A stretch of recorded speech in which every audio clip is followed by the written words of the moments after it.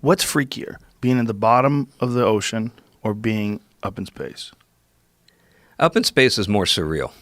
Yeah, because the floating, the earth out the window, the views are better. But being down there was pretty wild, too. I remember once we were doing this experiment where I had my crewmate and I had an ultrasound, and we're doing this telemedicine experiment. So there were these docs in Houston looking at the screen, but there's a delay. And I'm supposed to find her kidney, and I'm like searching around for a kidney. And then I look up, and I look out the window, and I see a 6-foot hammerhead shark right out the window. And we have a guy in the water. And I dropped a giant F-bomb. I was like, fuck! You know? And all the docs in Houston are freaking out. They're thinking, like, in a moment, they're going to see her liver explode on the screen or something. And they're like, what's that? How's the patient? How's the patient? I'm like, patient's fine. Got a 6-foot hammerhead out the window. Yeah, that's got to be really weird, right? You're in that thing, in their world. For how long? 2 weeks? Yeah. So is that the weirdest animal that you saw, is the hammerhead? The scariest thing I saw was one night I was taking a dump. This is a true story. The way you do this, okay, number one, you just pee in the pool, okay? But if you have to go number two, you go into the pool, because you don't want a floater in your pool, right? That's, of course, like Caddyshack. You don't want that. Right. So what you do is you don't take a tank. You just take your mask and your fins. And you go down. Naked? You can. We had a mixed gender crew, so I wore some trunks, but you know. And then you just go down, and you have to swim. I don't know. It's like maybe 10, 15 feet. It's not that far. And there's what we call the gazebo, which is just a little dome that has air inside.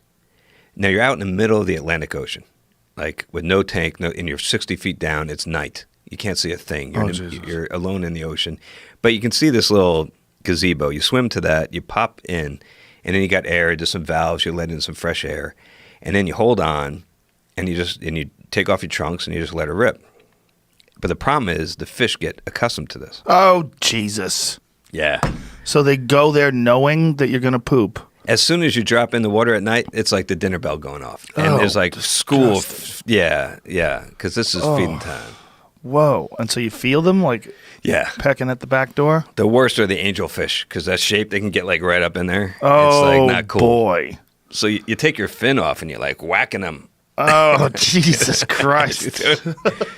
So that's all bad enough, but as you're doing that, and you're in the pitch black Atlantic Ocean, 60 feet down, no scuba tank. At night, with the sound of the ocean like lapping against the dome, and you're looking down, and there's endless black, just a black void, and you're thinking about every single scary ocean movie like Jaws, The Meg, whatever, The Abyss, all those scary movies, right?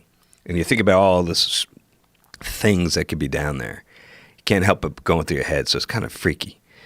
And then you finish, and you put your mask back on. And I took a big breath, and I went down, and I opened my eyes in my mask in the darkness with my flashlight, and I saw, like right in front of me, this huge eyeball, like about the size, I don't know, of a saucer, like this big, staring, unblinking right at me. And I freaked out. I just tore off for the pool, for the moon pool and the habitat. I jumped in there. I surfaced. I'm screaming. And my crew come running thinking I've been bit by a shark or something. And I'm like, giant fish. And what was it? It was a Goliath grouper. Oh, I've seen those things before. They're enormous. Size of a cow. It's like hundreds and hundreds of pounds, right? Yeah. Oh my God. Yeah. Scared the living hell out of me. Yeah, those things could literally eat a person. Yeah. It was big enough, that's for sure. And so just the sight of it scared the heck out of me. So where were you? Were in the Atlantic? Yeah. How far away were you from like Florida? Like where were you at? We were just off the coast of Key Largo. Okay, because that's what I was saying. Like they live down there. Yeah. Oh, that's an enormous fish, man.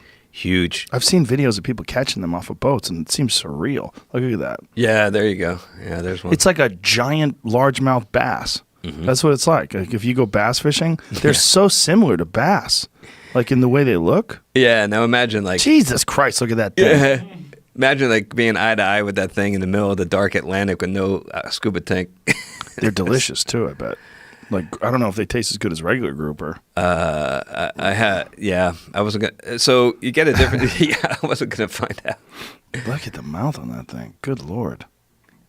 I'll tell you another quick story about down there. So I went out for a night dive once, and I spent the beautiful thing about saturation diving like this is you can do basically infinite time, bottom time. You're not limited to like 60 minutes.